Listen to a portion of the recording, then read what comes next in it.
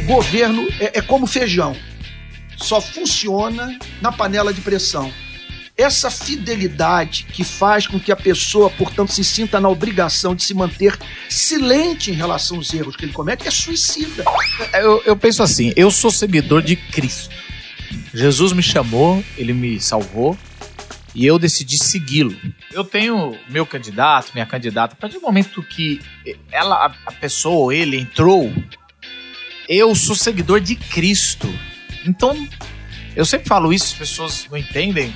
Imediatamente eu viro oposição, mas uma oposição profética. O evangelho, aparentemente, para esse grupo enorme de pessoas que está falando aqui, tá de joelhos para uma ideologia, o que é inaceitável, porque o evangelho a ele traz cativo todo o pensamento. Para quem está pregoando que nós devemos banir do vocabulário cristão a palavra misericórdia, a palavra solidariedade, a palavra esmola, precisa ir a Moçambique. É uma monstruosidade você ver as condições de vida daquelas pessoas e você dizer que a meta é tão somente emancipá-las pela via da educação.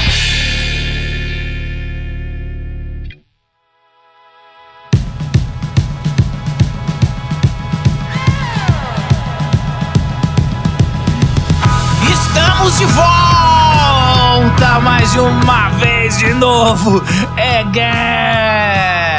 Aqui é Marcos Botelho, diretamente da gravação do Rock no Vale. Não sei quando isso está indo pro ar. Vamos falar da igreja em 2019, o caos, as queimadas, a vida, a missão, juntamente com dois convidados. Um cara que sempre está comigo aqui do lado. Oi, pessoal, Simval Júnior aqui de novo, falando aqui do Rock no Vale com os nossos convidados. Na verdade agora é um só que a gente tirou aqui, puxou pro lado antes dele fazer a palestra dele. Um cara especial, um pastorzão do nosso coração, alguém que faz missões urbanas há anos, alguém envolvido com política, alguém envolvido com causas sociais e missões. Antônio Carlos Costa, mais conhecido como ACC. Olá, galera, que honra estar aqui com vocês e espero que tenhamos um momento assim muito especial, que faça você sonhar, porque a vida é dura, curta e incerta e nós temos que aproveitar as oportunidades que Deus nos dá para servir. Antônio Carlos Costa vai rasgar o verbo aqui com a gente vai fazer qualquer tipo de pergunta sem medo da resposta depois da vinheta. Está no ar. Cultura. Espiritualidade. Impacto social. Local Podcast.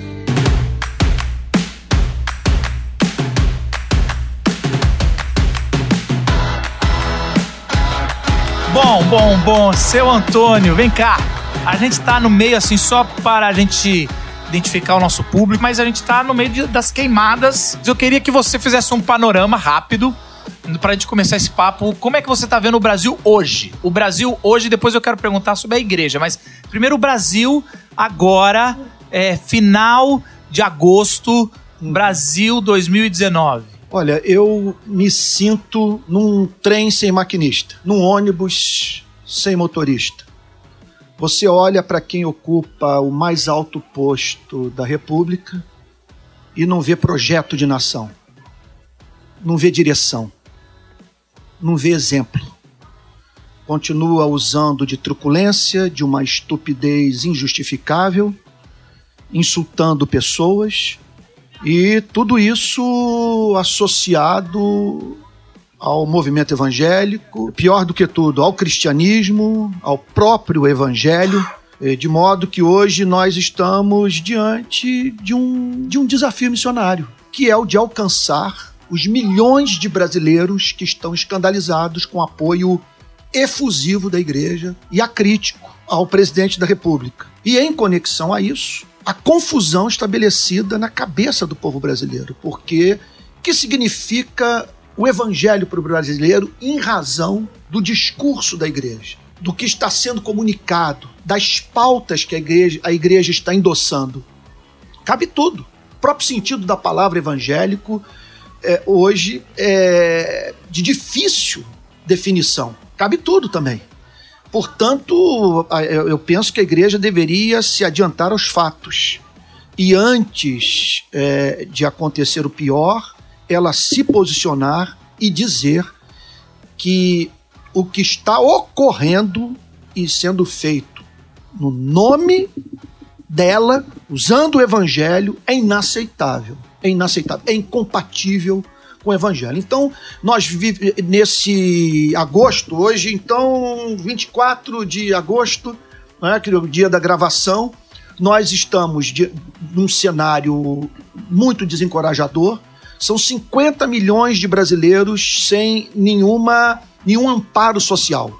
Isso é gravíssimo, sem assistência médica, sem futuro, sem perspectiva de vida, correndo risco, portanto, de cair no desemprego, e fora os 14 milhões de desempregados. Isso, 13 a 14 milhões. 13 a 14 milhões de desempregados. Aí eu vou fazer uma pergunta aqui.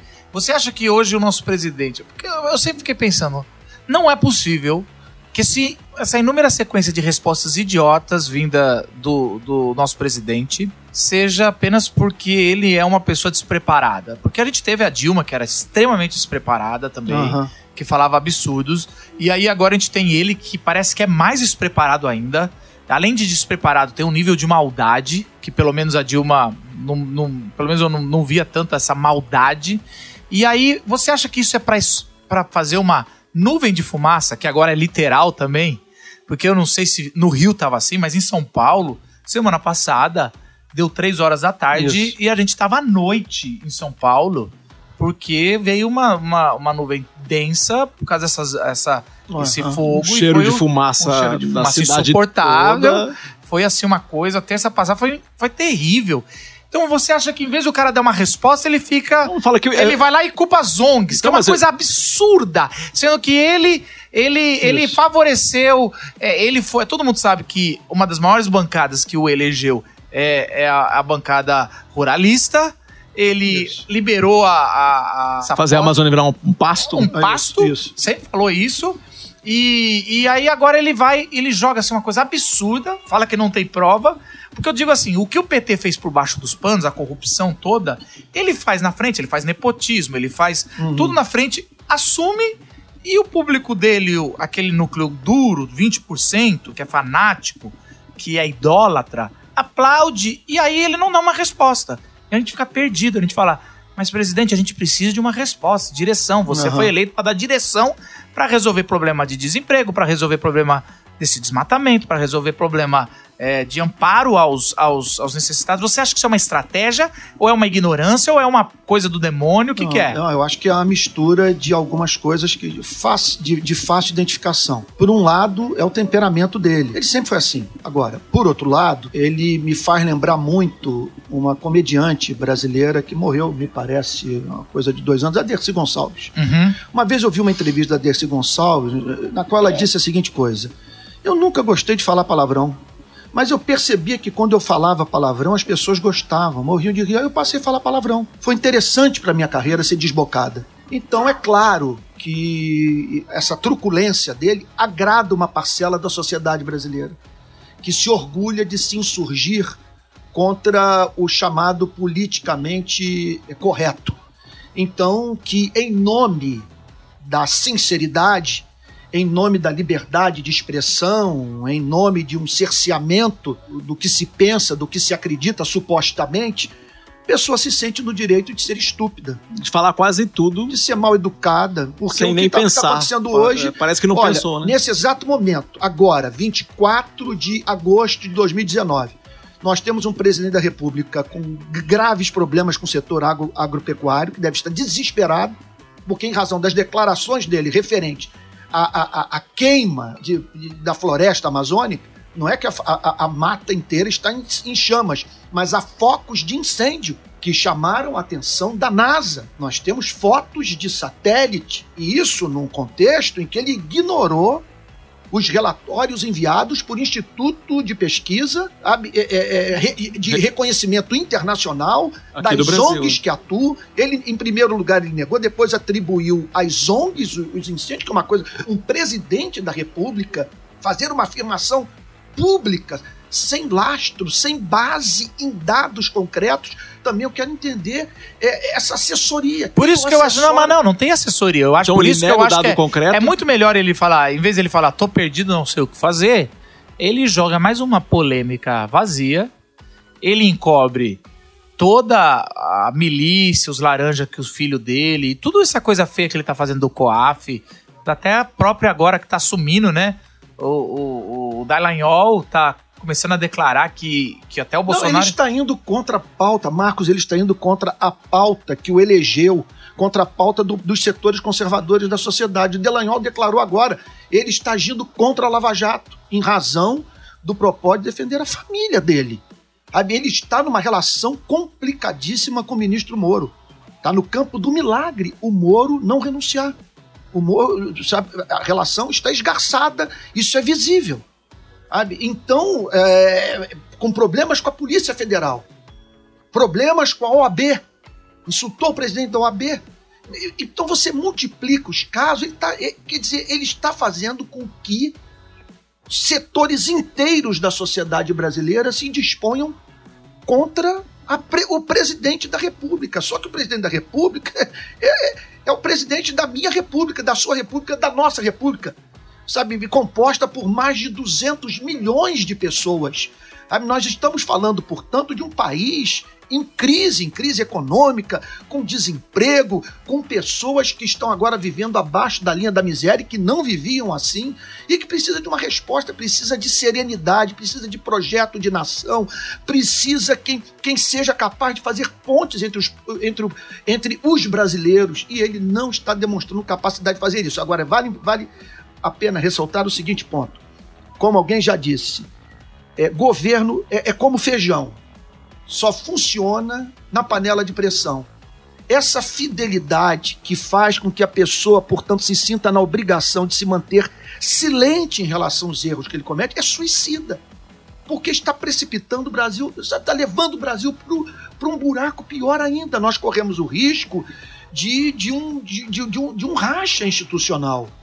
Porque imagina o cenário da tempestade perfeita. Aumenta o número de desemprego, há um boicote aos produtos que o Brasil exporta. Você imagina... A crise que o mundo passa. A crise, pois é, dos Estados Unidos e China e tal. E isso pode agravar de uma tal maneira o cenário aqui político-social do nosso país, de nós enfrentarmos sérios problemas para mantermos o funcionamento das instituições.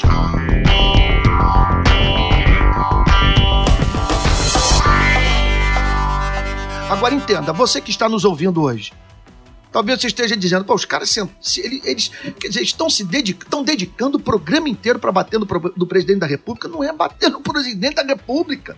Nós não estamos aqui querendo defender alguma coisa em razão do fato de termos um histórico. Na verdade, não estamos falando nada novo. Nós temos realmente um histórico de críticas ao apoio acrítico, efusivo e institucional da igreja a qualquer político também. Não, mas isso que eu acho que é legal. O pessoal bate... Mas, cara, até 2014, eu lembro, nossa caminhada já vem de um bom tempo, Antônio Carlos. E a gente vi você no Rio de Paz batendo muito no PT. Mas muito nesse... Desde a época, você já denunciava essa eleição da Copa do Mundo, que tá soltando agora da Olimpíada. Uhum. Ainda não chegou na Copa do Mundo, mas também foi roubada. Uhum. A Copa do Mundo, tô falando não a Copa em si, a eleição do Brasil, a eleição da Olimpíada, o gasto, o super gasto que a gente teve com os estádios, a gente teve tudo isso. Isso. E eu lembro direitinho de você indo lá na Europa fazer a live, as pessoas acusando, nossa, o Antônio Carlos Costa, o Rio de Paz tá difamando o Brasil lá fora. E, não quer trazer a festa das nações, da Copa pro Brasil. Ou, não é a favor de um governo que é do povo. Você batia sempre no PT. Uhum. E agora você é de esquerda porque bate no coisa. Mesma coisa sou eu. Eu fui a favor do impeachment da Dilma. O pessoal não lembra dessas coisas. Mesmo sabendo que era um impeachment, é muito mais quase como aquele negócio do imposto. Eu sei que eu era a favor... Era da cassação da chapa. Esse foi o movimento. Esse era o nosso movimento, cassação da chapa. Uhum. Como não saiu, Falei, então tira, vamos ver o que dá. E aí foi muito pior com o Temer. Mas era pra caçar a chapa, porque a corrupção foi toda da chapa. Foi o dinheiro da Petrobras que irrigou a campanha da Dilma. Isso, que foi, a gente lembra disso daí, que aconteceu tudo em 2014. O principal líder do PMDB, inclusive, né? Tá Olha, eu acho que seria constrangedor se pegasse nós três que estamos aqui nessa mesa e alguém desse um Google e associando o nosso nome ao PT, o nosso nome a Dilma Lula, e encontrasse conexão. Não tem nenhuma. Não tem nenhuma. Ninguém vai encontrar uma foto minha, por exemplo, e eu mesmo com relação a vocês, ao lado do Lula, ao lado da Dilma, segurando a bandeira do PT. Sabe? Eu, durante todo o governo PT, eu fiz manifestação, inclusive manifestação na esplanada dos ministérios, manifestação em frente ao Palácio do Planalto. Dá um Google aí no meu nome, Antônio Carlos Costa Dilma Rousseff. Você vai ver uma carta que eu escrevi, uma carta aberta, quando a Dilma ganhou a eleição pela segunda vez, fazendo cobranças e criticando o governo em razão de uma série de erros cometidos, como não ter um plano nacional de redução de homicídio, sabe? De você chega a ser ridículo a gente ter que voltar, porque são duas coisas que a maioria, pelo menos uma parte dos crentes fala. A primeira é essa, você fala isso, mas você não falava antes. Não falava antes porque você tem uma memória curta. Não falava antes porque o cara não lia, porque não olhava. Não lia. Olha na página lá. Todos nós temos página. Eu tenho página pública, eu tenho blog desde 2006 e eu não sou um cara de escrever de política agora na modinha. Eu fui assessor parlamentar em 2006, 2007. Então eu entrei escrevendo blog sabendo de política. Pelo menos eu trabalhava em política. A gente sempre lidou com política. Sim, o tempo todo recebendo os políticos. Eu trabalhei com política pública. Eu fui no Plano Nacional de Juventude, eu fui eleito de cidadania na área de juventude e cidadania de São Paulo. Fui para Brasília. Então a gente sempre trabalhou com política. Apartidário, mas a gente trabalhou. Então assim, o cara vem com essa. E a outra coisa que vem assim, que eu vejo muito, que eu fico doido, você tem que orar pelos políticos e não criticar. Eu falei, por que você não falava isso na época que era o PT? Porque eles metiam o pau no PT, agora que é quem ele votou, não pode mais criticar. Como se o profeta também nunca criticasse. Como se orar pelo governador, eu oro pelo Bolsonaro, pra ele cair logo, antes que ele afunde o nosso país. Essa é a minha oração. E eu tenho certeza que eu não tô pecando. Porque tudo que eu sei de cristianismo, isso não tem sentido. As pessoas falando pra gente como que é inaceitável o que a gente tá falando, o tempo todo falando como é inaceitável que se você fale isso do nosso presidente é inaceitável. Por que você considera inaceitável o que eu estou falando, não considera inaceitável o que o presidente está fazendo, ou que aqueles que estão andando com ele não é inaceitável isso? Como é que o cara não acha inaceitável o cara defender torturador? Pois é. Cadê? E aí é a minha pergunta, que a gente tava conversando antes. Quando você acha que a igreja deveria pedir desculpa? Não toda, porque nem toda apoiou, mas a grande maioria, 70%, apoiou no primeiro turno. 83% votaram nele no primeiro turno dos evangélicos. E muitos, você estava contando, eu também, o Simval, a gente recebe dezenas ou centenas de DMs, de gente falando, né? Não dá mais para frequentar a minha igreja, meu pastor defendeu de púlpito. E esse é o problema, e seria um problema se defendesse o Haddad também, seria um grande problema. Não pode defender partidários no púlpito, a gente nem precisaria entrar nisso, mas defendeu, estragou, é uma vergonha. Mas quando precisa pedir desculpa, você acha? Olha, eu penso o seguinte, que a igreja escreveu a página mais triste da sua história no nosso país. E isso em razão do fato de ter apoiado um candidato controverso, defensor de ideias incompatíveis com a ética cristã, com o ideal do reino de Deus. Então, candidato que numa sessão do Congresso Nacional homenageia um torturador e que declara e continua declarando que o período do regime militar... E o fez novamente agora, poucos dias atrás. Poucos dias, pois é. Então, que foi uma bênção para o nosso país. Eu acredito que quem defende esse tipo de coisa é uma ameaça ao processo civilizatório, uma ameaça à nossa vida. Ele acredita naquilo que... Nem estamos falando de cristianismo. Estamos falando de processo civilizatório, certo? Você está falando...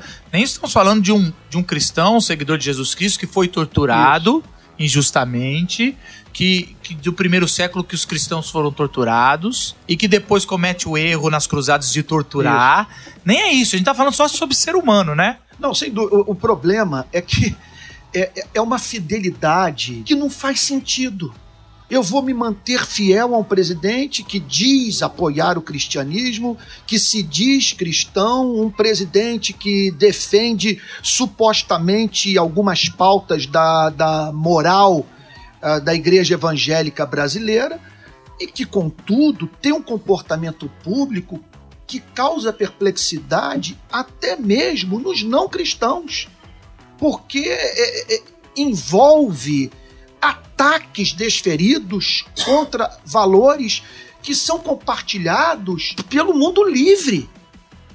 Portanto, a igreja perde a oportunidade de se redimir do erro que cometeu ao dar o apoio acrítico, efusivo e institucional, quando agora, no exato momento em que o presidente, em 8 meses de mandato, comete uma série de absurdos que estão aprofundando a crise que o país está enfrentando já há alguns anos, a igreja se cala, mostrando-se, portanto, mais fiel a ele do que fiel ao cristianismo, do que fiel a Deus, do que fiel a Cristo, e, portanto, aguardando as coisas se tornarem mais graves para ela finalmente vir a público e reconhecer o erro.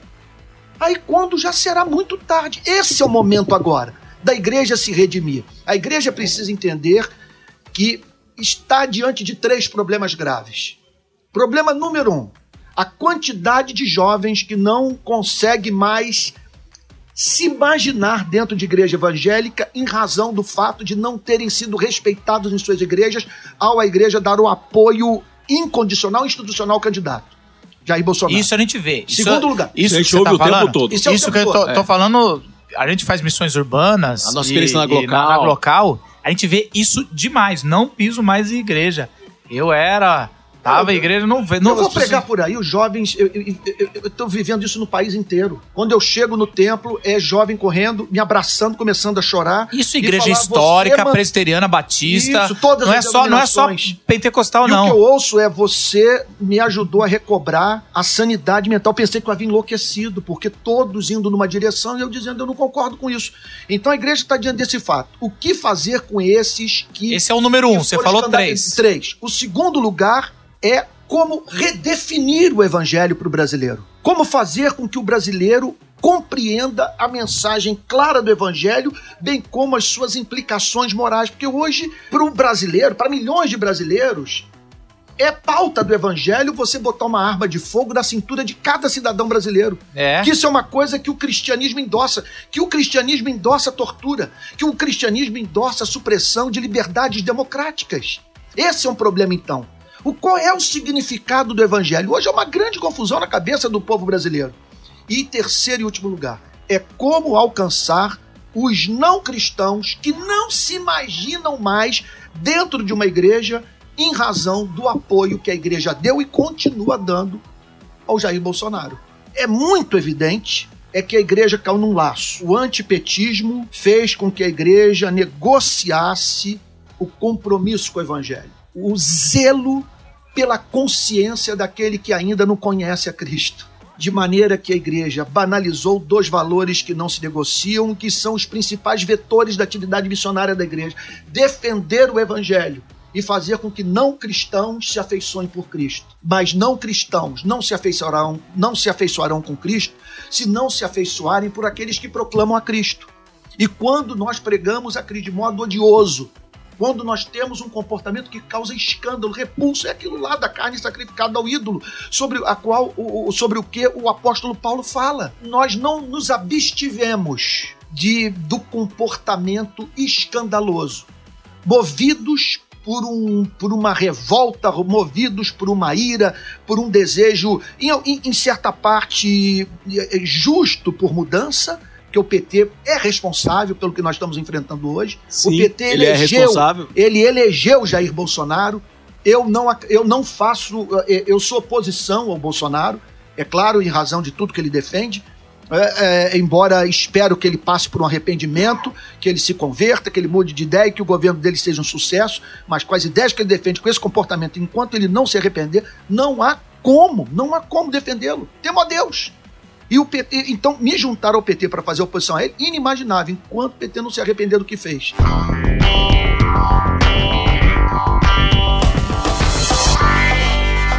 Não, o que a gente vê é que o evangelho, aparentemente, para esse grupo enorme de pessoas que está falando aqui, tá de joelhos para uma ideologia. O que é inaceitável, porque o evangelho a ele traz cativo todo o pensamento.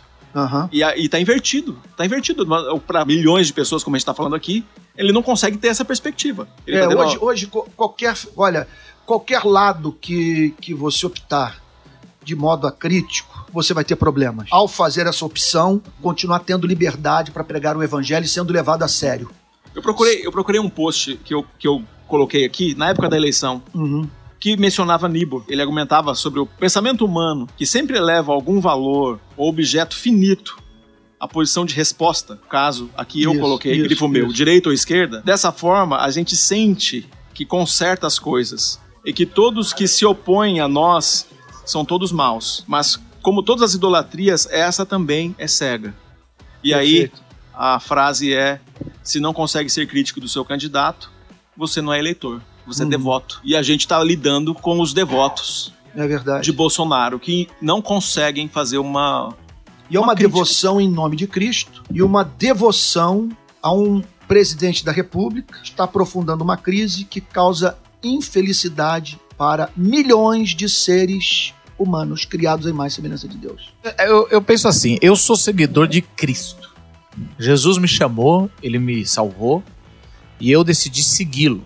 Eu tenho meu candidato, minha candidata, a partir do momento que a pessoa ou ele entrou, eu sou seguidor de Cristo. Então, eu sempre falo isso, as pessoas não entendem. Imediatamente eu viro oposição, mas uma oposição profética. No sentido, não oposição, é porque a gente pensa em oposição brasileira, essa oposição sacana que trava a pauta, que não sabe dialogar, que quer derrubar. Mas uma oposição saudável é aquela oposição que está fiscalizando o tempo todo para ver se a pessoa está cumprindo o que prometeu. Que é capaz de reconhecer o positivo ali. Que está reconhecer o positivo, às vezes bater palma. E eu bato palma, por exemplo, uma coisa que o Bolsonaro conseguiu fazer, que ninguém conseguiu fazer, nem o PT, nem o PSDB há anos atrás, foi conseguir articular, mesmo que não seja o ideal, e isso aí nem vale a pena entrar, é a reforma que a gente precisava fazer. Agora a previdenciação ia quebrar mais ainda o país. Ele fez e não... ele comprou parlamentar. Isso aí é uma outra coisa, mas ele conseguiu uma articulação, porque não sei nem se foi ele que conseguiu ou se o Brasil já estava num ponto tão grande, mas eu nenhuma vez eu fiquei batendo. Não é essa pauta, você pode ver coisa que você vai ver no outro já, não, é absurdo, não tô nessa, não estou nessa.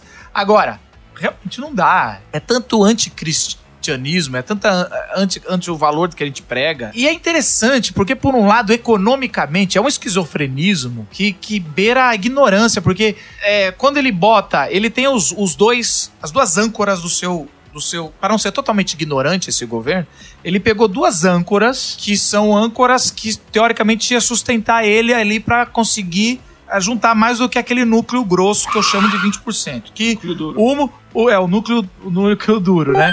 Que o ex-juiz, né? O Guedes e o Moro.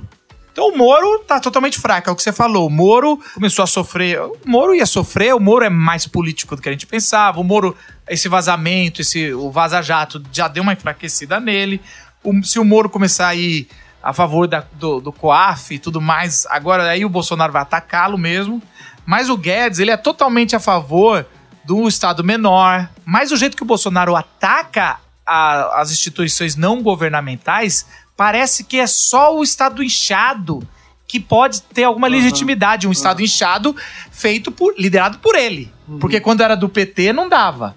Mas por ele vale. Então olha só como é que é esquizofrênico. Por um lado ele quer estatizar tudo, mas por outro lado ele demoniza todo mundo que quer fazer alguma coisa social, ou fazer social no sentido da sociedade, sem o Estado, no sentido de uma ONG não governamental, que o Estado não pode ficar enchendo tanto o saco, mas ele demoniza para dar mais poder pro Estado aonde ele manda.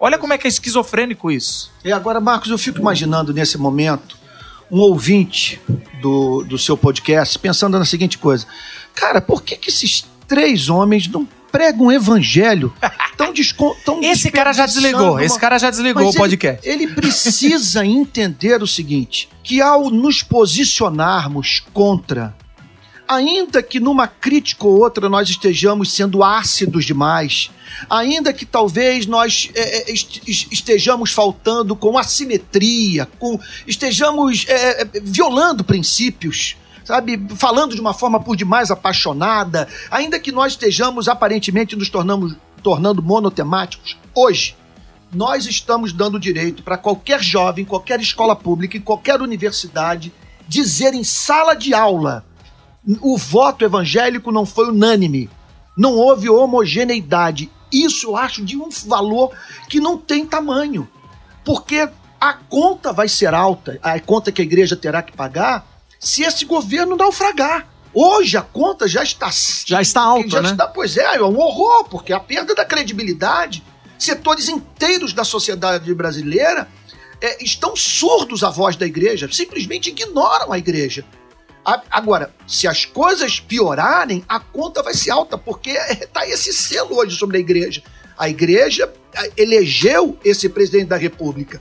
Então, hoje, lá na frente, quando essa coisa desandar, nós teremos jovens em condição de dizer: houve vozes que foram contrárias, nós podemos, inclusive, dar os nomes daqueles que se levantaram, as igrejas, então eu sei que são poucas, mas houve quem fizesse oposição. E vamos lembrar, e toda vez que a gente faz isso, aqui são 3 pastores de igreja local, estamos nesse exato momento fazendo missões, poderíamos estar em casa com nossos filhos, nossa que família precisam da gente.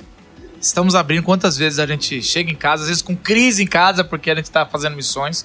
Você está aqui pregando, eu estamos aqui organizando. Não estou assim só batendo no pé. Estamos em missões, a gente não é estamos ali sentados, fazendo ambiente de mobilização. Nada. O Rock no Vale é um ambiente de mobilização. De mobilização para mudar o Brasil. Outra coisa. A gente tá aqui com o SP Invisível, a gente tá aqui com a Passarela, que é uma menina que faz Passarela da Moto, que entra em presídio pra dar dignidade. A gente tá aqui com a Aceleradora Glocal. A gente tá aqui com todos os movimentos estudantis, ABU, CRUA e o Expresso Ação, que é a Expresso organização que eu sou diretor. Que ele é diretor. Então a gente tá aqui com essa mobilização. E aí outra coisa, toda vez que a gente fala isso, eu não sei quanto você, Antônio, mas eu Rio de garanto, Paz, né? O Rio de Paz.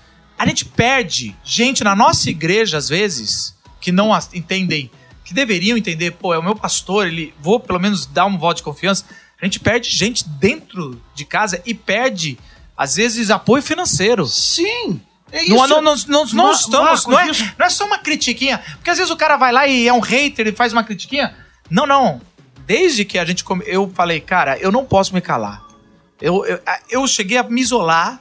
Falei, eu não vou ficar porque parece que tem robôs que, cara, eu posto uma coisa... Tem robô, tem gente paga, tem gente infiltrada no meio evangélico, tem gente que nos monitora. E o que você está falando é uma coisa importante, porque olha, nas horas em que nos depararmos com alguém defendendo alguma coisa, é importante fazer uma pergunta: para quem que essa pessoa está trabalhando? Agora, pense no nosso caso. Eu creio que eu vou dizer a meu respeito, eu posso dizer a respeito de vocês. Qual é o nosso lucro? No meu caso, vê se você se identifica o que eu vou lhes dizer. Eu não estou sendo mais convidado para pregar em igrejas em setores inteiros do protestantismo brasileiro. Meus livros não estão sendo mais vendidos para setores inteiros do protestantismo brasileiro. Eu estou sendo insultado nas redes sociais, perseguido, portas estão se fechando, e eu quero que me mostre... Amigos estão deixando de conversar com a gente. Pessoas, os prejuízos, porque veja só, se eu estivesse... Antônio Carlos, eu estava com um amigo essa semana e ele falou... E a gente tava conversando, e eu não vou falar, mas falou, o Antônio Carlos não dá mais pra convidar. Falei, como não dá? Ele vou estar com ele esse fim de semana. Ele falou, não dá mais. Falei, mano, eu convido, pra mim é voz profética. Mas falou sobre... convidar porque eu quero que pegue um trecho de pregação minha que me mostre eu pregando heresia. Tanto é que não circula nas redes sociais trechos meus de pregações minhas que pessoas editaram e mostrando eu falando uma asneira. Não tem foto minha com Dilma, não tem foto minha com Lula, não há evidência nenhuma, porque eu quero que alguém me prove que eu sou comunista. É o que estão dizendo por aí. E quanto ao marxismo, mas não, as pessoas têm que resolver uma questão. Quanto do marxismo uma pessoa precisa acreditar para ser considerada marxista? Ora, eu não acredito em alguns dos fundamentos principais do marxismo. Você sabe que frases de Jesus, se o cara não leu a Bíblia direito... fosse soltado assim, ele seria chamado de comunista. Olha, se a gente tivesse de olho no mercado... Certeza. Olha, querido ouvinte, você que está nos ouvindo, se nós estivéssemos de olho em lucro, de olho no mercado, nós estaríamos hoje pensando nos 73% dos evangélicos que votaram no Bolsonaro. Aliás, no primeiro esse seria o foco. Aliás, eu digo mais, tomando... Antônio, não sei você, mas se eu tivesse puxado o saco do Bolsonaro e você teria um carguinho nesse governo, como muitos colegas têm. Eu me recuso. Eles acharam, e eu não tô julgando assim, eles acharam, não, entre tá aí, eu ainda posso servir. E eu, tudo bem, vai servir. Eu acho que não dá pra servir. Não dá. O melhor jeito de eu servir o meu país é ser voz profética. Agora, a questão é mais do que política. É mais do que amor pela república, pela democracia. É amor pelo evangelho. O evangelho está associado a ele. E ele defende o que é contrário ao espírito do evangelho. Isso precisa ser dito, gente. Não, e alguns dos evangélicos não têm amor por ele, mas tem um ódio tão grande antipetista que é maior do que o amor pelo evangelho.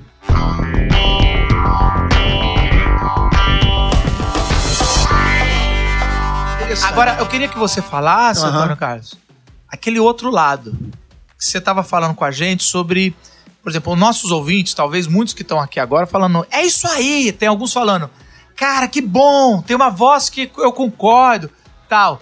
Mas você falou uma coisa muito interessante que falou no meu coração, que eu acho que pode falar nos ouvintes, sobre se por acaso tem uma grande chance de isso aí tudo ir pro lixo. O pêndulo volta. O pêndulo vai voltar.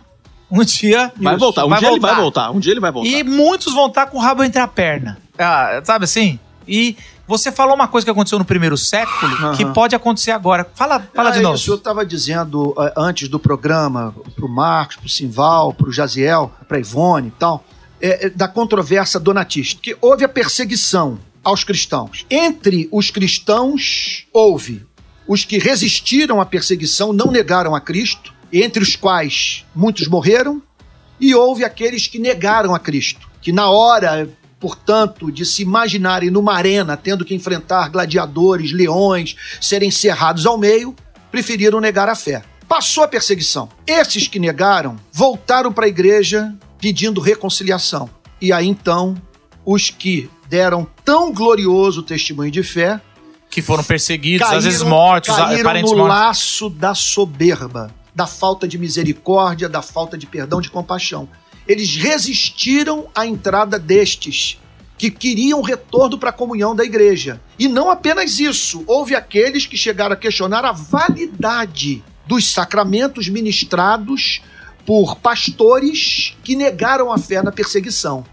Então, esse setor que resistiu, esse setor que fez críticas e que continua criticando o governo Bolsonaro e dizendo que a igreja errou, precisa prestar atenção em alguns fatos. Primeiro, nem todos os que votaram no Bolsonaro podem ser considerados hipócritas, pessoas que não amam a Cristo, que não têm compromisso com o Evangelho, porque é possível que pessoas boas, esse é o meu ponto de vista, estejam equivocadas, por vários motivos. Certamente há áreas escuras na minha vida intelectual, há pecados que eu estou praticando, dos quais eu não me apercebo. É possível que pessoas que se relacionam comigo vejam erros na minha conduta que eu não consigo enxergar. Então, eu conheço pessoas boníssimas, com profundo compromisso com a igreja, que votaram nele e que continuam dando apoio a ele. Acredito que muitas vão se arrepender porque são crentes e quando perceberem o escândalo que causaram, porque são cristãs, vão pedir perdão e essas pessoas têm que ser recebidas na comunhão da igreja. Isso é de fundamental importância. E eu acho, Antônio, que a gente tem que fazer uma distinção. Uma coisa é votar no Bolsonaro no segundo turno, apesar de... Eu conheço muita gente. Eu fiz uma opção, mas eu não condeno ninguém que votou nem no Haddad no segundo turno, nem no Bolsonaro, com angústia no coração. Porque ali a gente tava entre um tiro na mão ou um tiro no pé. Tava ali, tava difícil. O Haddad não tinha declarações horrorosas. Nunca se arrependeu de nada. Mas nunca também se arrependeram de nada, de tudo, ficou defendendo o Lula e tudo que o PT fez. Por outro lado, você tinha o Bolsonaro, tudo isso que a gente já falou. Então, eu tô votando apesar de. Então, todo mundo que ficou assim, quase com aquele coração apertado. Teve muito, eu vi alguns assim. Tô te falando de gente que fez. Eu conto agora, nos dedos. Aí, outra coisa é o cara que tá desde o primeiro turno batendo no peito e achando que o cara é o salvador da pátria, o representante de Deus. Uhum. É o Messias. E dizendo que o que ele defende, a forma como o faz, são cristãos. Isso que pra mim é um escândalo. É um escândalo. A igreja vai chorar muito pelo que fez, pelo que está em curso.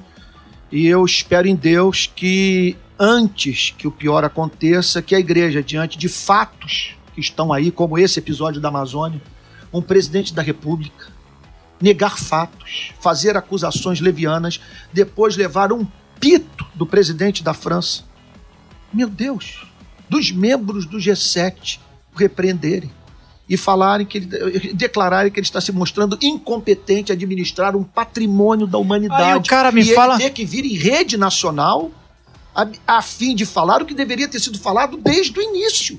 Nós vamos tomar providência porque está em curso, não. Porque o que está em curso é inaceitável, é a nossa floresta, é o nosso patrimônio, está sob a nossa custódia, nossa responsabilidade, mas não. E me parece que isso aí é sintomático de uma forma de gerir mesmo a República, de conduzir as coisas. Ele se aferrou a algumas ideias e não há quem o demova do que ele pensa, um comportamento obstinado. Aqui nós estamos fazendo uma defesa do evangelho, nós estamos falando que tem cristãos que divergem, nós estamos dizendo que o evangelho é mais importante que o antipetismo, nós estamos declarando que a igreja tem que exercer o ministério profético e quem teve o encontro com Cristo não pode ter nenhuma relação acrítica com o governo, seja qual for, e que nós somos uns perturbados, porque o evangelho nos perturba, uma vez que nos apresenta um ideal de vida que nenhum governo consegue alcançar. Eu não vejo como um cristão olhar para seja qual for o governo e dizer o seguinte: eu não tenho que criticar. É o fim do mundo. E essa é a situação mais cômoda para a classe governante, porque tudo que ela quer é uma torcida que sabe, diga que sim aplaude. a tudo que ele faz. Isso aí, pronto, desandou tudo, acabou a República.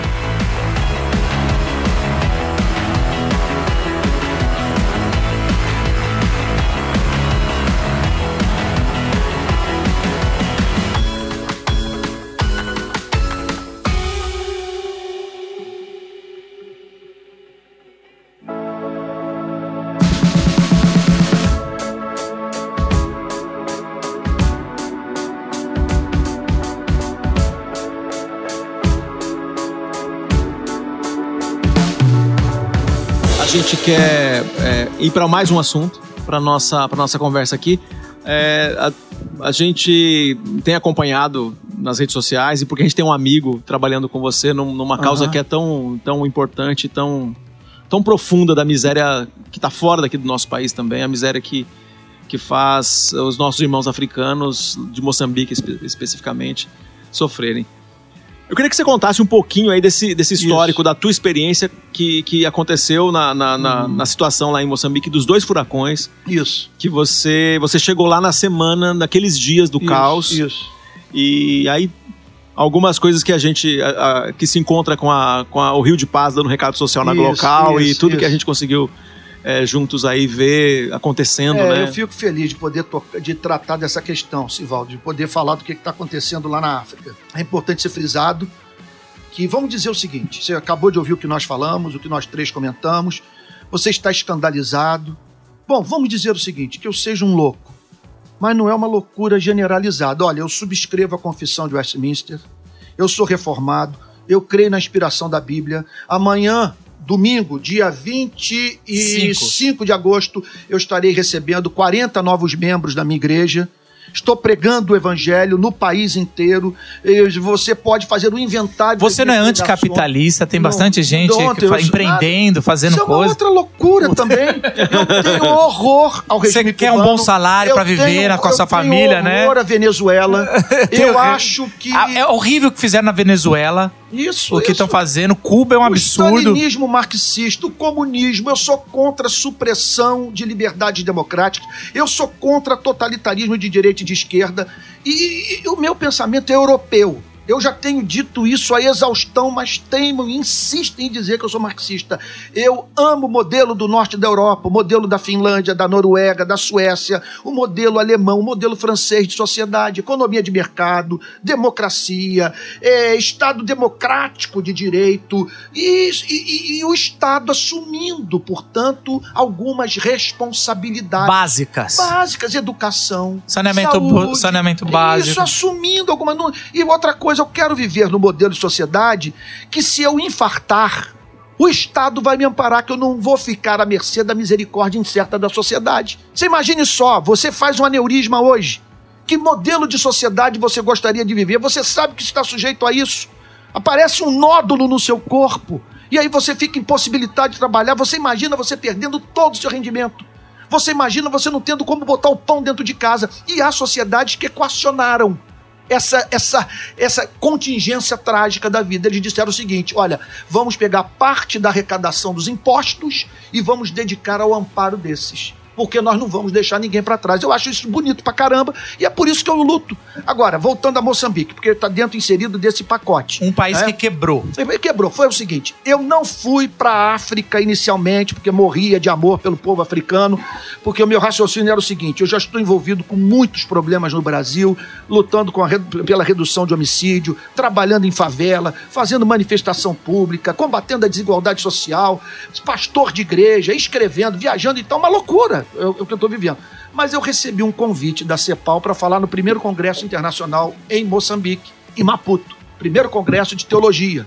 E eu fui chamado para ser preletor. Eu achei aquilo uma honra muito grande, foi me concedida. Aliás, uma grande expressão de carinho da CEPAL, porque foi no pior momento do meu ministério, quando fui insultado, especialmente pelos evangélicos, que me chamaram de Belzebu, falso profeta, esquerdopata, por aí vai. Quando eu recebi o convite, falei: não tem como rejeitar. É uma honra e eu vou ter uma oportunidade de pregar para os pastores africanos. Só que, na véspera, alguns poucos dias antes, o ciclone Idai passa pela região central de Moçambique. O que eu fiz? Quando eu olhei para aquilo, eu disse o seguinte: não há quem me detenha, quem me impeça de ir para essa região. Primeiro, tem um lado meu, eu sou jornalista.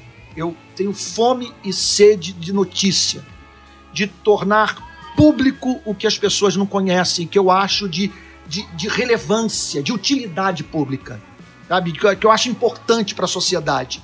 Em segundo lugar, a compaixão, imaginando o sofrimento. Em terceiro lugar, eu pensei nas oportunidades de pregar o evangelho e tal. Então, saí de casa com minhas máquinas de fotografar. Peguei a minha Canon Mark III 5D, peguei minha GoPro Hero Black 7, peguei meu iPhone e falei: pronto, vou para lá e vou pedir para que eu possa sair de Maputo e ir para a região por onde o ciclone passou. Quando cheguei em Maputo, fiz essa solicitação para o missionário, o Tiago da CEPAL, que havia me convidado. Ele anuiu prontamente, entendeu, desmarcou alguns encontros que eu teria durante a semana, mantivemos o congresso de teologia no final de semana e passei, portanto, o meio daquela semana que eu estava em Moçambique, na região do ciclone. Quando eu cheguei, eu me deparei com uma pobreza que eu não conhecia. É uma pobreza que faz você rever o seu conceito de pobreza. Porque os economistas costumam dizer que há 3 espécies de pobreza. Pobreza relativa, moderada e extrema, miséria. Então, a pobreza relativa, ela se dá quando pessoas encontram-se abaixo de uma média salarial de uma dada sociedade. Isso se encontra mais aqui no Brasil. Você tem muito disso no Brasil. Então, essas pessoas são consideradas relativamente pobres. Elas não alcançaram o padrão de uma parte da população. Elas têm salário, têm uma televisãozinha dentro de casa, tem uma geladeira, tem fogão, mas vivem em bairros sem saneamento básico, não tem uma rede de saúde pública decente à sua disposição, os filhos não têm acesso a uma educação de qualidade, mas elas vivem num padrão que para uma nação desenvolvida está longe de ser considerado de classe média, mas que para a África seria considerado um padrão elevado de vida. Abaixo da pobreza relativa, você tem a pobreza moderada. A moderada consiste naquela espécie de gente que tem um trabalho, que trabalha 8, 9, 10, 12 horas por dia, recebe o mínimo para comprar o pão, que vive, portanto, come para trabalhar, trabalha para comer, não faz outra coisa na vida. Que a gente encontra nos países subdesenvolvidos aqui na América Latina, por exemplo. Isso. Você encontra nessas fábricas, por exemplo, que produzem roupas para as grandes grifes do mundo, esse pessoal que é envolvido com mão de obra escrava e tal. Então é isso. Essas pessoas não têm nada, mas elas estão livres do espectro da fome. Elas têm um salário que elas recebem que lhes permite comprar comida. Abaixo delas, o povo moçambicano. Abaixo delas, os que vivem em extrema miséria. Esses moram em choupanas, moram em aldeias que não têm acesso à eletricidade, não tem água encanada. Não tem saneamento algum. Não tem nada. Elas são sujeitas a malária, por exemplo, a doenças infecciosas. Elas, por exemplo... As vacinas que nós conhecemos aí... Não tem nada. Elas não têm como subir o primeiro degrau da escada da ascensão social. Esse que é o ponto. Porque se eu, por exemplo, lá no Jacarezinho agora, nós pegamos um traficante, demos um dinheiro para ele para começar um negócio para tirá-lo do tráfico, ele topou, ele está tirando agora R$800 por mês. Com o negócio nós criamos a produção gráfica de imagem, né, do negócio dele, montamos a barraca, demos um capital inicial para ele dar início ao comércio e ele montou uma barraquinha, está vendendo doces, nós criamos a Doce Cabana, ele está vendendo doces, está tirando o salário, largou o tráfico. Não é Doce Cabana, é Doce Cabana. É Doce Cabana. E aí, agora, se fizermos isso em algumas aldeias de Moçambique que eu conheci, não vai dar resultado nenhum, porque as pessoas não têm para quem vender. Não tem para quem vender o produto. Então, eu encontrei essa pobreza. A miséria é tão grande que não dá para começar a fazer o ciclo... Não, eles não têm como subir. Você está vivendo num país, Marcos... O ciclo capitalista. Começar aquele... Você não tem economia de produção...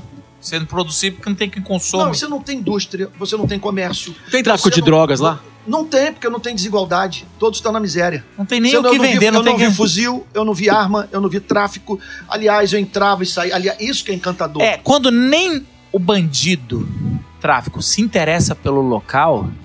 É que tá mal, né? Não tem, tá todo mundo quebrado. A pessoa come uma vez ou duas por dia, às vezes vai dormir sem ter o que comer, acorda sem saber como vai se alimentar.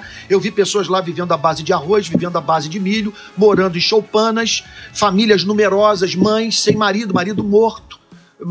Eu vi casos de maridos que morreram vitimados pela AIDS e mulheres cuidando de 4, 5 filhos, filho com malária. Isso tudo eu vi. Eu fui lá nas aldeias, eu conversei. Então são pessoas que não têm perspectiva. O país é o seguinte, não tem uma infraestrutura... É um país carente de uma infraestrutura básica. Você não tem portos, você não tem aeroportos em número suficiente, você não tem ferrovias, você não tem estradas, você não tem fontes energéticas, você não tem nada. Eu vi um vídeo na sua página na semana passada, você visitando uma casa dessas, tinha uma criança com malária, uma mãe sozinha. A mãe, me fala a memória, Dona Albertina. Isso é um vídeo na sua página que eu vi semana passada. Isso, então você entra lá, quer dizer, e você não tem capital humano. Capital humano significa saúde e educação. Então não há interesse do empresário em começar nada naquele país. Você não tem segurança jurídica, não tem respeito aos contratos, é uma democracia capenga, não tem liberdade de imprensa. Então é um caos. Por isso que é um tipo... O que nós estamos fazendo lá é uma ajuda humanitária, que não vai emancipar, que não vai fazer a pessoa ascender socialmente. Contudo, vai livrá-la do estado de petição, de miséria em que ela se encontra.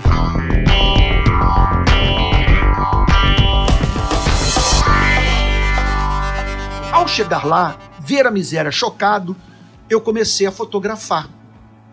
Eu comecei a fotografar os moradores, entrar nos barracos, comecei a filmar com a minha GoPro e mandei as imagens para o Brasil, para as redes sociais. Para quê? Começou a aparecer gente querendo contribuir e o dinheiro passou a entrar. Quando o dinheiro começou a entrar, eu falei, meu Deus, toquei na alma do brasileiro. Aquilo que eu apostava deu certo, que eu ia ser ouvido por pessoas generosas que moram no nosso país. E aí então... O que aconteceu? Veio o sonho de construir casas para os desabrigados, que o ciclone passou, derrubou as casas, tirou as telhas, são barracos de barro, com graveto, e às vezes choupanas de palha e tal. Então começamos a construir as casas. Nisso entrou o Tarek, peguei um diretor executivo do Rio de Paz que trabalha na IBM, que é uma cabeça privilegiada, e eles então deram uma arrumada no meu sonho, que era de levar casa, e agora nós estamos construindo dezenas de casas, montamos uma fabriqueta de tijolo, que está tornando bem menos custosa, né, a construção de casas, e agora já estamos pensando em apadrinhar pessoas para a distribuição de cesta básica, de famílias que estão vivendo a realidade mesmo da fome, quer dizer, de dormir sem ter se alimentado adequadamente, e estamos pensando também em abrir poço artesiano, porque nós vimos caso lá da pessoa ter que fazer 2 km de caminho, em geral a mulher que faz isso, faz 2 km de caminhada e tal, para trazer água na cabeça e tal, e aí, pô, aí agora não consigo mais sair do país, porque, como alguém já disse, a cabeça pensa a partir de onde os pés pisam. Eu botei o pé lá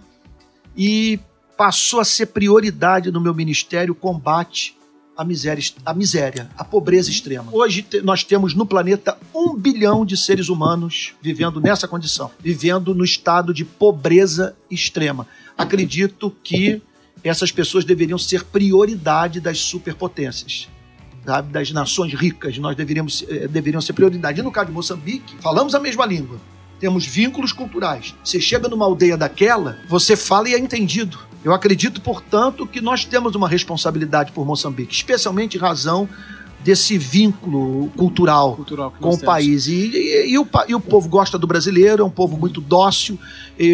Todas as pessoas que eu pedi para fotografar, elas se deixaram fotografar. Todas as que eu pedi para entrar em casa, elas me deixaram entrar em casa. Eu não fui, sabe, fui muito bem tratado, muito bem recebido. Fui no assentamento da ONU para os desabrigados, vi lá 670 barracas da ONU para os desabrigados. É uma condição, meu Deus, desesperadora. A pessoa vivendo numa barraca, o banheiro é coletivo, é um buraco no chão, faz-se a comida do lado de fora da barraca, põe-se uns gravetos e tal, coloca a panela em cima e você faz aquela refeição, ou milho ou arroz, e se der sorte um pedacinho de peixe, sabe? Então não tem como. Aí a minha ideia agora é continuar indo para lá, voltando, e também pregando para os pastores, que a avenida foi aberta em Maputo para pregar para os pastores locais moçambicanos, que hoje meus podcasts estão sendo muito ouvidos, quer dizer, não sei se estão sendo muito ouvidos, mas me parece que é o 5º país onde eu sou mais ouvido hoje, ou 4º país. É Moçambique, e isso numa relação construída este ano de março, abril para cá.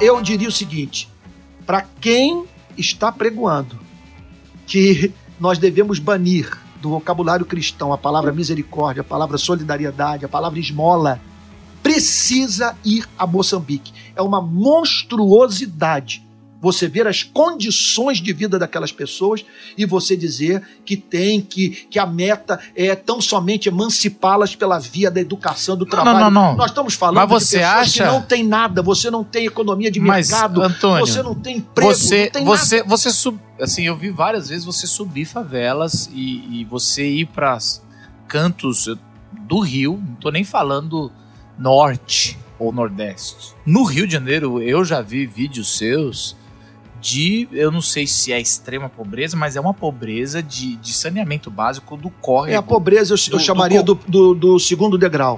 Moçambique eu vi o primeiro degrau. Mas mesmo assim, você vê o esgoto passando dentro do barraco. Sim. Eu vi isso. Ratazana, isso eu vi isso. Isso não é dignidade. Isso aí, não adianta vir com todo esse discursinho de... Alguém brincou esse dia, tive fome e me deste, e me ensinaste a pescar, e me deste uma carteira de trabalho. Não é isso, cara. Tem uma situação que não adianta, você tem que... Estômago vazio é surdo. Você tem que dar ação de misericórdia, você tem que fazer... Tem uma situação... de socorro, que é aquela descrição que Mateus vai falar, que quando a pessoa realmente tá no hospital, quando ela tá presa, quando ela tá doente, quando ela tá na miséria... Você tem que realmente fazer uma ação primeiro de tirar ali ou de acudir àquele momento. Senão ela vai desfalecer e depois a gente pode pensar... Por isso que assim, a gente faz uma ação, minha visão como cristão, eu faço uma ação. É muito bonito quando a gente não ajuda. Eu não vou ajudar porque isso aqui vai ajudar com todo essa criança. Pode estar sendo explorado e pode mesmo. Mas assim, se eu tô com essa consciência, eu pego e levo pra comer. Porque eu tenho que agir profeticamente para que a gente mude o estado, para isso aí mudar. Isso é claro. E agir na hora para poder melhorar essa ação ali com ato de misericórdia. O problema, a questão é essa. No Brasil, eu penso que dá para nós corrigirmos um erro que foi cometido pelo PT, de parar no assistencialismo. Dá para você pensar em termos de emancipar pessoas. Quando você para no assistencialismo, é muito mais fácil de manipular. A pessoa fica totalmente dependente do governo. Mas nós não podemos nos esquecer que na primeira parte, da primeira fase do governo PT, eles se depararam com um país no qual pessoas morriam de fome. Exatamente. Milhões de brasileiros vivendo sob o espectro da fome. Sabe? Crianças comendo barro. Você tem isso, tem vídeos sobre isso aí, isso é documentado. Esse foi um drama vivido. Por isso que eu tô falando. Depois de um Bolsa Família, você precisa tirá-lo, ter orgulho de sair de um Bolsa Família. Agora, isso quando você tem ao lado do Cantagalo uma Ipanema, ao lado da Cidade de Deus uma Barra da Tijuca, ao lado de uma Rocinha um São Conrado, ao lado lá de Paraisópolis um Morumbi, onde você tem a miséria de um lado e a prosperidade, a economia de mercado, e o comércio, indústria do outro. Mas quando você chega numa aldeia africana, você não tem nada. Não tem nada. Você não tem comércio, não tem nada. As pessoas estão ali simplesmente, absolutamente na dependência da compaixão humana. E somos seres humanos. Isso não é assistencialismo. Isso não significa você tornar as pessoas viciadas em esmola. Isso é compaixão. E pode acontecer de você ter que passar um bom tempo cuidando dessas pessoas, mediante esse exercício da compaixão, até as condições serem criadas para que essa pessoa entre no mercado de trabalho. Só que nós não podemos nos esquecer que a fome, quando severamente experimentada na infância, compromete a pessoa pela vida toda. Pela vida toda. Tem muito tudo. Dúvida. Drogas, tudo. Sem a mínima tem uma fase ali de ouro que se você dúvida. Tirar, a pessoa depois não recupera.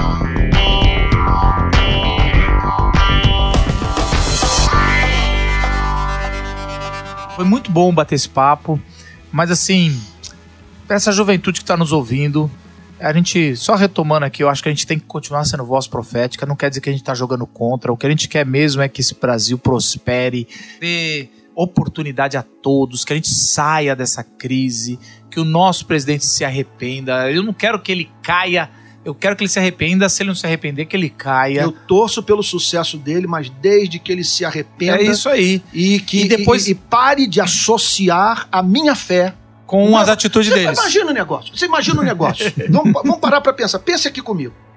Olha só.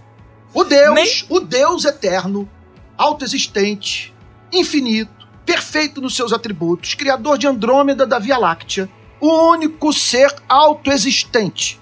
Esse ser todo-poderoso, perfeito em todos os seus atributos, decide assumir a forma humana, enviar o seu único filho para redimir a humanidade. O seu filho vem para um mundo em rebelião, um mundo carente de depor as armas, um mundo que se insurgiu contra a autoridade do Criador, um mundo no qual o ser humano faz guerra contra o ser humano, um mundo no qual o homem é o lobo do homem. Esse Salvador vem para redimir a humanidade dos seus pecados e vem para ensinar a espécie humana a amar. Pelo amor de Deus, amigo, você que está escandalizado com o que nós estamos falando, é sério. Essa discussão aqui é evangelística. Eu estou dizendo o seguinte: o Pai enviou o seu Filho para desarmar os espíritos, para nos ensinar a amar. Um candidato à presidência da República, numa sessão do Congresso Nacional, diz ser favorável à tortura e celebra a memória de um torturador. E com sua candidatura associada ao Evangelho do Deus, do Criador de Andrômeda, que mandou Jesus Cristo para morrer pelos pecados de homens e mulheres que desaprenderam a amar. Do sujeito apoia a tortura e a igreja aplaude. Gente, isso é revoltante. Eu não sei. Eu tenho pedido a Deus graça para moderar o tom de voz. Mas é o meu evangelho, não é a república, não é a democracia, que me são valores caros. Sinto exatamente. Mas agora eu estou falando de uma questão metafísica, eu estou falando do sentido da vida, eu estou falando da coisa mais linda do universo, que foi maculada. E agora mensagem... quando você fala seu evangelho, é o evangelho da Bíblia, né? Ali, que está ali há 2000 anos, gente morreu para trazer até nós. Marcos, você me perdoa te interromper, já interrompi tantas vezes aqui. Meu Deus, essa mensagem sendo associada a um sujeito capaz de declarar: eu não te estupraria, sem se arrepender. Sem pedir perdão. Sem se pedir perdão. Sem dizer sinto muito depois de batizado. chegar para ela publicamente e dizer: a senhora me perdoe, na Bíblia, Jesus Cristo só disse que houve conversão quando uma pessoa para a qual ele pregou o evangelho declarou: se em alguma coisa tenho defraudado alguém, restituo 4 vezes mais e resolvo dar metade dos meus bens aos pobres. Não há conversão sem arrependimento. Não há arrependimento sem mudança de vida. E agora nós estamos diante de uma confusão, jovens evangélicos escandalizados, repito, milhões de não evangélicos que não conseguem se imaginar dentro da igreja em razão do que a igreja fez, e uma confusão. Qual é o significado do evangelho? Vai perguntar agora para os profissionais dos meios de comunicação, vai perguntar nas universidades, para os formadores de opinião, vai perguntar, não é apenas para a esquerda, para a direita, porque tem conservadores que estão escandalizados. Mas aí que eu queria encerrar esse podcast para você dar uma mensagem direta para aquele jovem ou adulto que saiu da igreja e fala: eu não volto mais, porque o meu pastor apoiou. Qual que é a sua mensagem aqui? A gente vai encerrar com essa mensagem. Essa é uma boa questão. Essa mensagem. Olha, primeiro lugar... Não querendo a gente ser o salvador da pátria, nem passar a mão, porque o projeto de Deus é o projeto da igreja, e os seus líderes vão cometer erros, como cometeram na história, mas a solução é sair e... Infelizmente, algumas dessas pessoas estão se sentindo perseguidas nas suas igrejas. Não tem espaço para elas. Elas reclamam que não conseguem respirar. Nós não podemos nos esquecer disso. Não é que elas estão em crise com a igreja apenas. A igreja está em crise com elas. Porque se você não fosse conservador de direita, você não pode ser cristão. Se você não fechar com a pauta do movimento republicano americano, você não é um verdadeiro servo de Deus. Sabe? Então isso precisa ser visto. Então eu diria para essas pessoas o seguinte: em primeiro lugar, que você não tem como dissociar o cristianismo da igreja. Porque o sonho de Deus é que os cristãos vivam em comunhão a fim de que deem uma evidência sociológica da existência de Deus, da veracidade do cristianismo. E nós precisamos estar juntos. E nisto conhecerão-se que sois meus discípulos, se vocês tiverem amor uns pelos outros. Então não tem como. Cristianismo sem igreja, outro ponto que precisa ser levado em consideração. Jesus se manteve unido à igreja. Jesus caminhou com seus complicados, confusos, inconstantes discípulos e os amou até o fim. Sabe? Então, se Jesus teve paciência com eles, nós devemos ter paciência com a igreja também. Porque se a igreja tem muito, se nós temos muito que suportar na igreja, a igreja tem muito que suportar em nós. A regra da casa é a misericórdia. Então nós precisamos ser misericordiosos. Agora, isso não significa você se manter atrelado a uma igreja que continua com essa pauta. Você pode escolher na sua cidade uma igreja cuja visão... cuja a filosofia de ministério ou a sua agenda missionária estejam compatíveis com seus ideais. Você não pode fazer uma violência contra a sua própria alma ao se manter num projeto de igreja que você não acredita. Então procure uma igreja dentro da cidade que pelo menos lhe permita respirar, que permita você pensar de modo diferente, de você ir para a rede social, dizer o que você pensa. E me lembra muito Elias, né? Às vezes, talvez alguns estão nos ouvindo. Todo mundo se prostrou, todo mundo... Eu sou o único. E tem muitos que não foi por esse caminho. Eu acredito que tem muita gente, viu, Antônio? Quando a gente abre, a gente é muito atacado. Eu tenho recebido recados direct. Não se cala, pastor. Continua falando, é importante. No meu caso, a maior parte, eu tenho recebido muito apoio. Então, a gente tem os haters, e muitos são robôs que eu tenho ido atrás, e é impressionante como assim, a figura de 45 anos a 55, mulher, homem, aquela figura, e depois você vai ver, nunca postou nada, só reposta porque você vê que é robô. E aí, quando eu vejo assim, parece que não é, mas você vê que é. E aí você vê pessoas falando, você não é a única, você não é o único que tem esse pensamento, que tá vendo isso.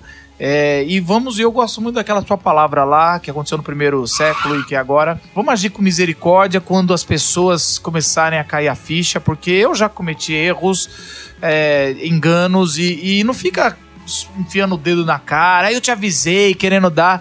Simplesmente acolhe, fala, vem pra cá, vamos tentar corrigir esse erro, e porque não tem nada perdido. Eu acredito que sempre o evangelho sobreviveu, coisas tão ruins e piores, as cruzadas, sobreviveu a Era das Trevas, sobreviveu coisas que até os historiadores estão tentando mudar o nome para aliviar, e não tem o que aliviar.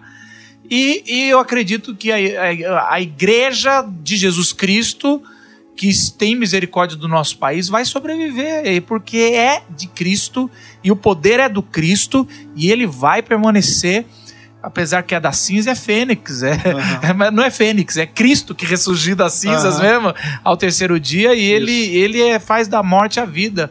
Eu acredito nisso e acredito que no final das contas ele vai voltar a encontrar ainda a igreja dele e vai reinar. Eu só acho que no caso do Brasil, esse ressurgimento não vai acontecer sem lágrimas. Ah, com certeza. Sem muita lágrima, sem muito arrependimento, sem muita confissão, porque nós fizemos pouco caso do Evangelho. Essa que é a grande verdade. E acredito que esse Deus que não pune a todos os pecados de uma só vez, para que nós não nos esqueçamos que haverá um juízo final, esse Deus vai manifestar sua justa indignação na vida daqueles que nesses dias brincaram com o Evangelho.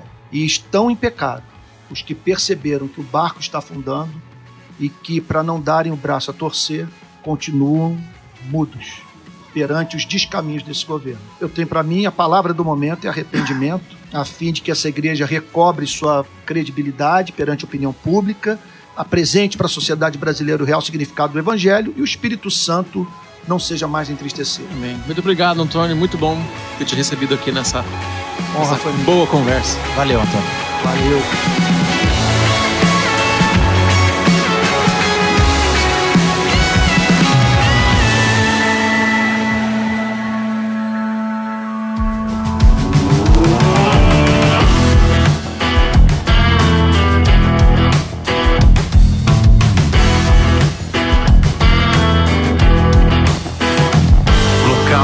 Podcast.